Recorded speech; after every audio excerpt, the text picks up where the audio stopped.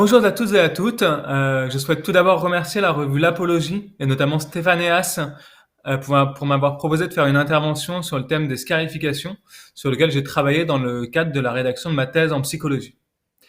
Cette thèse commence à mon adolescence, lorsque je rencontre et me lie parfois d'amitié avec beaucoup de personnes qui s'entaillent la peau régulièrement et de façon superficielle. Je suis à la fois très inquiet, perturbé, mais aussi parfois fasciné par ce comportement. Dans le cadre de ma formation en psychologie, avant de commencer ma thèse, je décide d'écrire mon premier mémoire sur ce qu'on appelle le plus souvent en France scarification ou automutilation. Au fur et à mesure de mes recherches, une autre question finit par émerger, celle de savoir ce que j'ai moi-même éprouvé en voyant d'autres personnes se scarifier. Je découvre par ailleurs l'existence de toute une branche des sciences humaines qui porte un regard très critique sur les discours psychiatriques et psychanalytiques. Selon ces auteurs, sociologues pour la plupart, les discours qui prennent pour objet les scarifications résulteraient d'une stratégie de contrôle des corps, et particulièrement du corps des femmes, dans l'objectif de renforcer le pouvoir médical et psychiatrique sur les corps. Que faire alors de ces analyses sociologiques et historiques qui produisent une théorie sur les discours psy plutôt qu'avec eux? Comment me positionner, en tant que psychologue et chercheur en psychologie, face à ces discours? Et surtout, si je garde pour objet les scarifications, comment travailler avec ces disciplines des sciences humaines dans une démarche interdisciplinaire pour produire un savoir mieux informé et plus pertinent? En analysant plus précisément les textes psychiatriques et psychanalytiques d'une part, et les études sociologiques et historiques qui les prennent pour objet d'autre part, je découvre que l'ensemble de ces études, psychanalytiques, psychiatriques, sociologiques et historiques, ont au moins un objectif commun, même si elles peuvent avoir d'autres objectifs divergents. Cet objectif commun, c'est de diminuer la souffrance psychique de nombreuses personnes qui se scarifient. Et elles ont un constat commun, qui est la difficulté pour les professionnels de prendre en charge de ces patients, ces personnes, souvent des patients, et d'être confrontés à ces pratiques d'incision. Et donc c'est sur ce socle commun que j'ai décidé de bâtir le propos de cette thèse. Plus précisément, mon écriture a été vectorisée par deux questions principales. Tout d'abord, comment expliquer la puissance des ressentis et des réactions provoquées par les scarifications? Et surtout, et ça a été la problématique principale de ma thèse, comment s'articule le ressenti des soignants confrontés aux scarifications, la manière dont ils réagissent à ces pratiques et les théories qu'ils vont produire sur ces pratiques. Je cherche donc pas à produire une vérité générale et absolue sur les scarifications, et mon objet d'étude n'est pas la pratique des scarifications, mais plutôt la rencontre entre les personnes qui sont supposées prendre soin des patients adolescents, des adolescents qui se scarifient, on va dire plutôt. Et donc ça peut être les soignants dans le cas de patients, donc les soignants ça va être les infirmiers, les psychologues, les psychiatres, les art thérapeutes, voilà. Mais aussi par exemple les parents, dont on attend d'eux souvent qu'ils prennent soin du corps des adolescents. Donc la rencontre entre les personnes supposées prendre soin des adolescents qui se scarifient et ces adolescents. Pour répondre à la problématique principale de cette thèse, je vais commencer par une analyse préliminaire de la littérature psychiatrique et psychanalytique pour essayer de mieux comprendre comment la naissance, on va dire, et l'évolution des discours sur ce qu'on appelle les scarifications. L'objectif est de contextualiser le regard clinique qui a contribué à produire cette catégorie dans une perspective à la fois historique, sociologique et psychanalytique. Alors, la pratique des scarifications privées, c'est-à-dire hors d'un contexte groupal et ritualisé, elle commence à être décrite et étudiée en psychiatrie au milieu du XIXe siècle. Les discours psychiatriques, ils cherchent alors à essayer de trouver une explication homogène à l'ensemble des comportements d'automutilation, et pas simplement aux scarifications proprement dites. Donc on va avoir des discours qui vont mélanger le fait de se couper un doigt, de se crever un œil et de se couper la peau superficiellement, en essayant de trouver une même explication à tous ces comportements. Et c'est que à partir des années 60 que la scarification, c'est-à-dire la coupure superficielle de la peau de manière répétée et sans intention de mourir, c'est qu'à partir des années 60 que ça fait l'objet d'études spécifiques et qu'il y a des psychiatres et psychanalystes exclusivement masculins qui vont élaborer une représentation de la, je cite, scarificatrice typique, typical self-cutting woman, qui serait une jeune femme séduisante, célibataire, débordée par ses pulsions, qui se scarifierait par incapacité de verbaliser ses émotions. Si la relation thérapeutique entre le psychiatre et sa patiente est parfois évoquée durant ces écrits des années 60, les auteurs prennent comme objet d'étude principal le fonctionnement psychique de la patiente et sa pratique, plutôt que la relation thérapeutique qu'ils ont établie avec cette patiente. Pour préciser le contenu de la représentation contemporaine, donc pas celle des années 60, mais celle de maintenant des scarifications, j'ai sélectionné 70 articles parmi les plus visibles et les plus cités dans la littérature psychiatrique et psychanalytique actuelle, en m'appuyant sur des bases de données en ligne telles que Psychoanalytic Electronic Publishing, Cairn ou encore PubMedLine. J'ai ainsi découvert que la représentation de la scarificatrice typique élaborée dans les années 60 a laissé sa marque sur les réflexions contemporaines. Parce que ces représentations contemporaines, elles présentent globalement, et malgré quelques exceptions notables, les personnes qui se scarifient de la manière suivante. Ce seraient principalement des femmes qui ont subi un traumatisme. Ce traumatisme aurait entraîné un déficit, notamment du langage et de la représentation, dont les scarifications seraient le symptôme. Soit comme conséquence de ce déficit, soit comme tentative de protection ou de réponse à ce traumatisme. Ce symptôme, les scarifications, mobiliserait un fonctionnement primitif de la pensée et sa répétition, signant l'existence d'une volonté d'agression et de prise de contrôle, à la fois sur l'environnement intérieur, donc c'est ce que beaucoup de psychiatres vont appeler le contrôle des émotions et des affects qui serait fait par l'intermédiaire des scarifications, et aussi une volonté de contrôle sur l'environnement extérieur, où il y a certains psychiatres qui vont parler de emotional blackmailing, de dire que du coup le but c'est d'influencer les autres pour qu'ils se plient à la volonté de la personne qui se scarifie.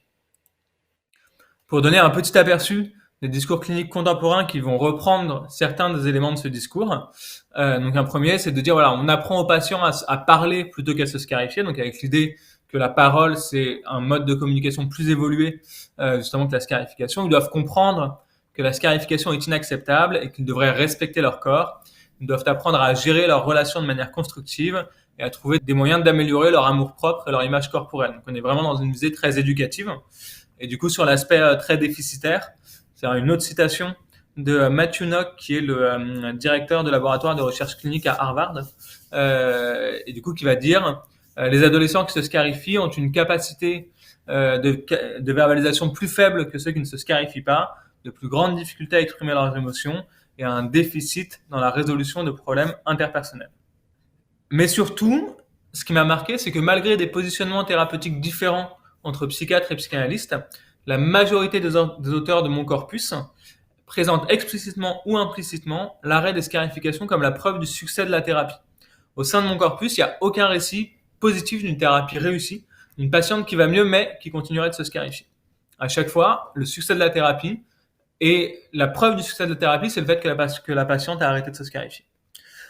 Comment expliquer que ce symptôme doit absolument disparaître tel qu'il est décrit dans le discours des psychiatres et psychanalystes, alors qu'il y a de nombreux thérapeutes qui semblent s'accommoder assez bien du maintien d'autres types de symptômes chez leurs patients. Il y a souvent l'idée en psychanalyse que le problème c'est pas le symptôme et que ce sur quoi on doit travailler c'est le fonctionnement psychique. Et d'ailleurs, par ailleurs, et c'est le point qui m'a conforté dans la nécessité de la recherche que j'ai faite, de nombreux articles vont évoquer l'existence d'affects insupportables chez le thérapeute, mais pour autant, il y a très peu, voire quasiment jamais, d'analyse des ressentis de ce thérapeute. C'est au pire inexistant, ou au mieux, c'est réduit uniquement à l'analyse des ressentis du patient. C'est-à-dire qu'on va utiliser des concepts tels que l'identification projective pour dire que pour le patient, le thérapeute dira que ce qu'il ressent, ça reflète ce que ressent le patient et qu'il ne ressent que ce que ressent le patient et que donc il va analyser les ressentis du patient. Mais il y a très peu d'analyse du ressenti du thérapeute en tant que tel. Comme donc l'analyse des écrits psychiatriques et psychanalytiques m'a pas permis de préciser comment le ressenti de l'interlocuteur, la façon dont il va théoriser les scarifications et sa réaction face à ces pratiques s'articulent ensemble, j'ai décidé de me concentrer donc principalement sur les réactions et les ressentis des parents et des soignants qui sont confrontés aux scarifications d'adolescents. Et j'ai restreint ma recherche aux adolescents qui étaient hospitalisés dans une unité de psychiatrie. Donc j'ai eu la chance d'être accueilli à mi-temps pendant 9 mois dans l'unité d'hospitalisation dans l'unité d'hospitalisation longue du service de psychiatrie de l'Institut Mutualiste Montsouris. Et je profite d'ailleurs de cette intervention pour remercier chaleureusement toute l'équipe soignante de cette unité d'hospitalisation et particulièrement Pablo Votadoro et Maurice Corcos pour m'avoir fait une place dans leur service. Et donc durant ces 9 mois d'observation de terrain, j'ai aussi eu la chance de pouvoir effectuer des entretiens avec 22 soignants, 7 parents et 7 patients.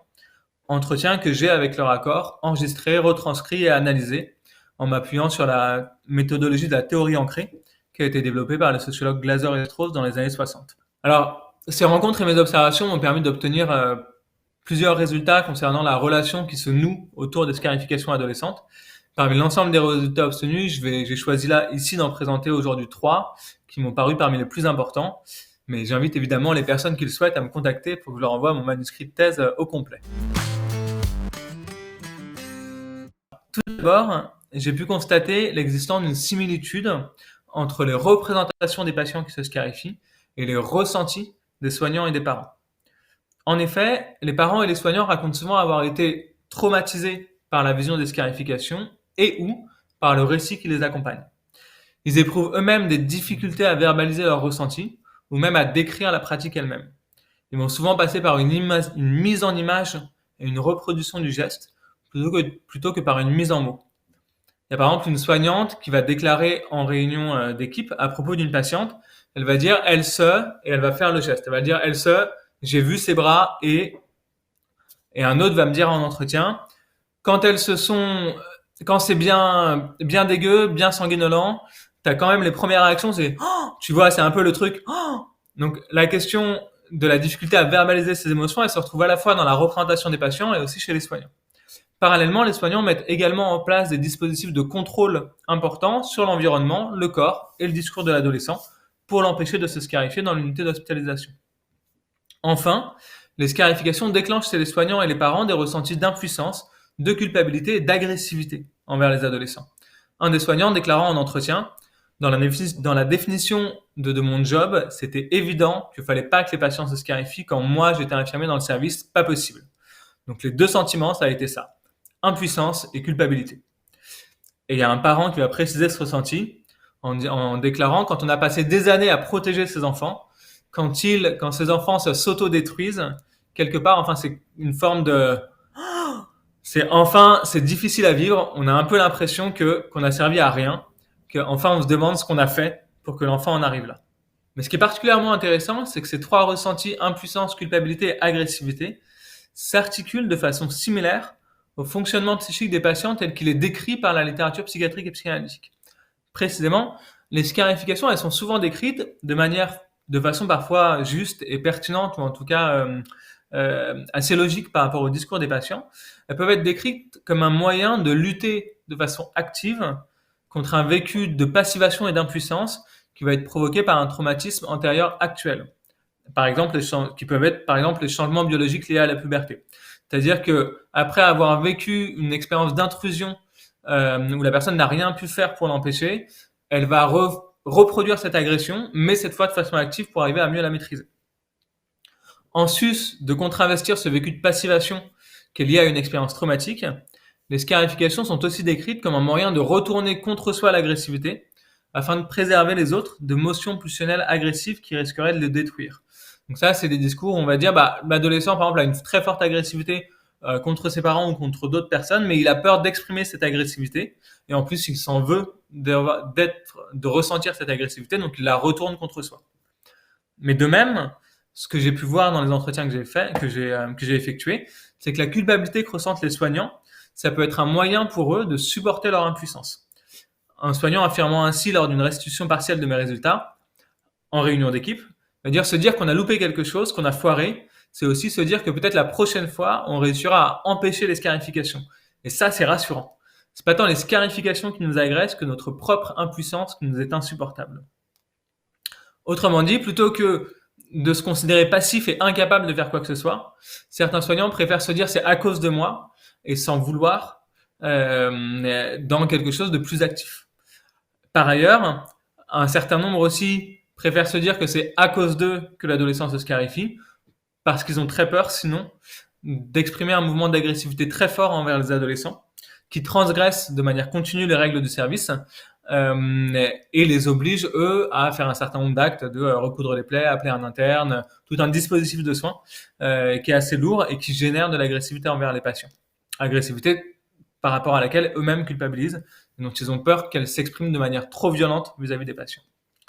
Donc, à partir de ce constat d'une similitude entre ressenti des soignants et ressenti des patients, on pourrait supposer, comme le proposent de nombreux psychiatres et psychanalystes, que c'est le ressenti des soignants qui est en fait un reflet du ressenti initial des patients, le soignant se faisant récepteur d'affects insupportables initialement localisés chez le patient.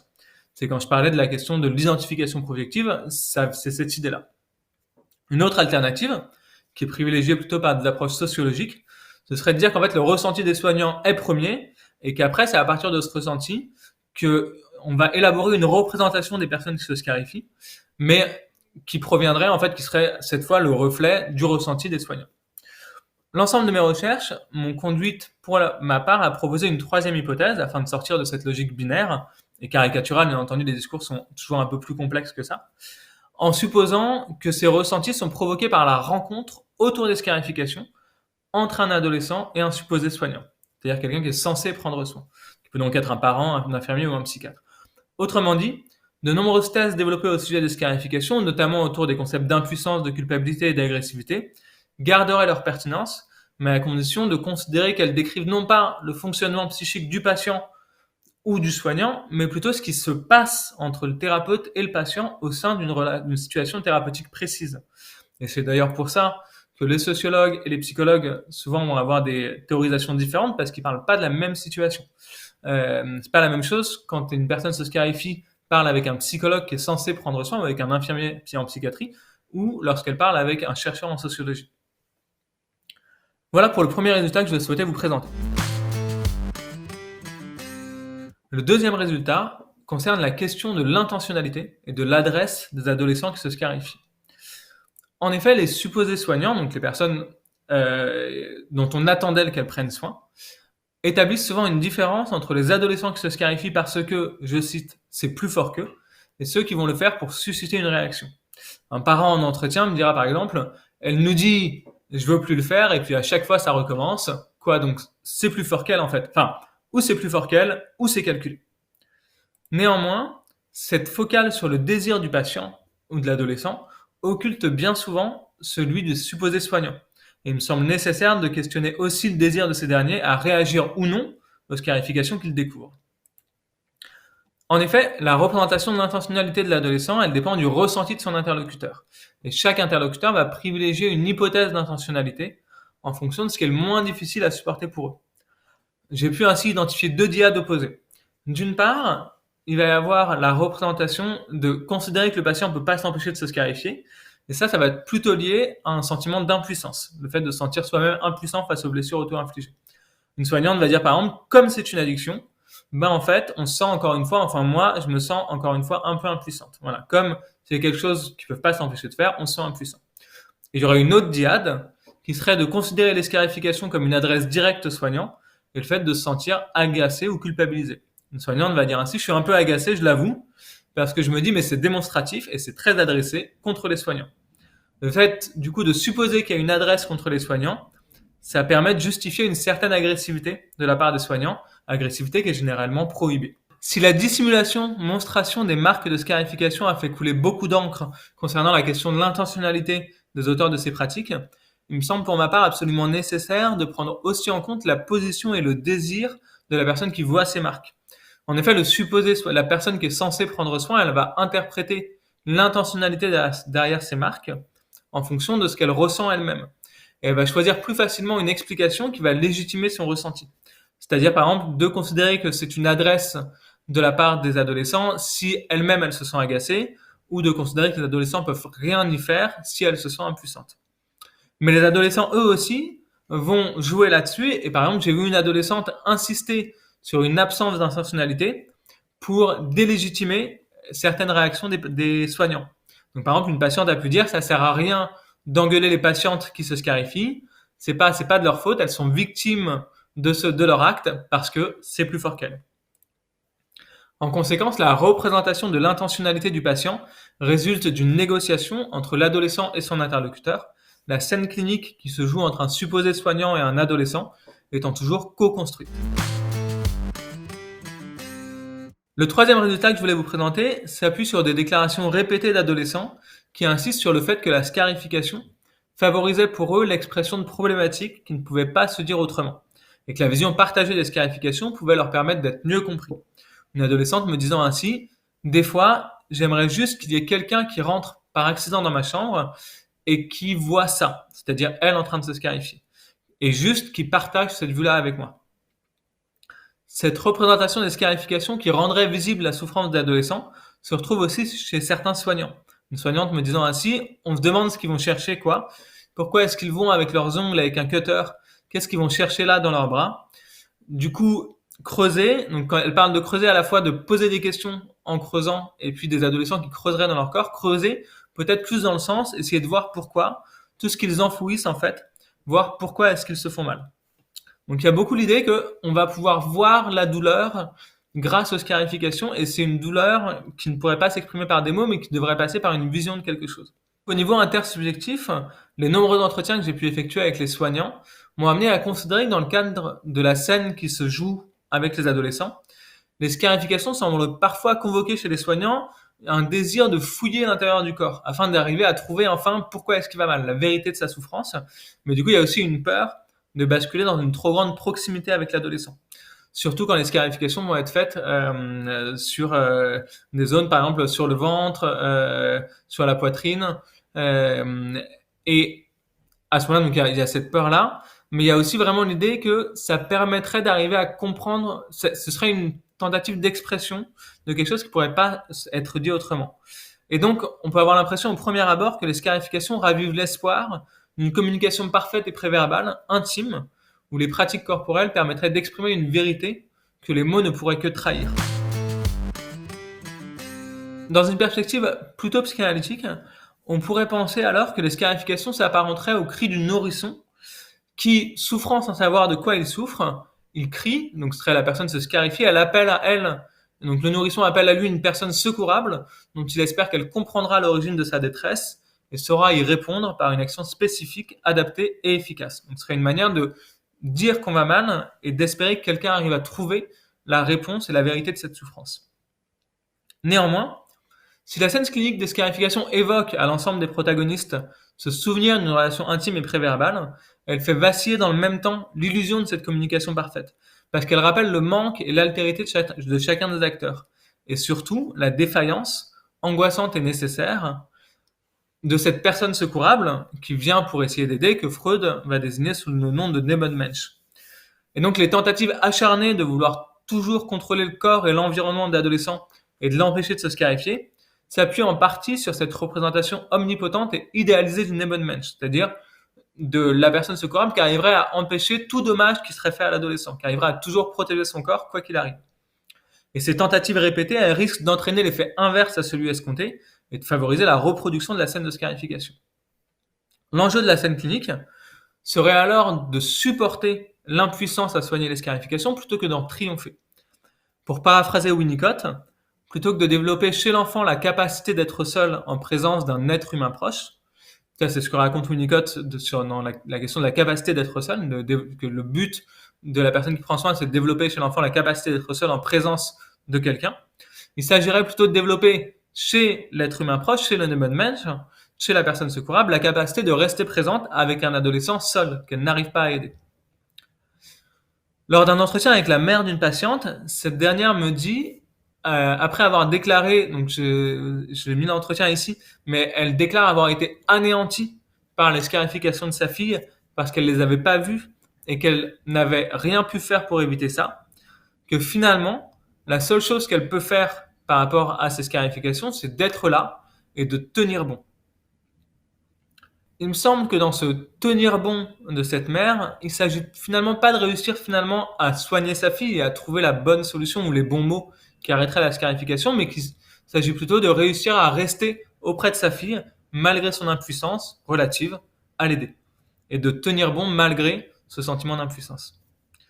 Ce qui évite aux scarifications de se répéter sans fin n'est alors pas la résolution de leur énigme, mais plutôt le renoncement à un idéal de toute puissance et l'assomption du manque, tant du côté des supposés soignants que des adolescents.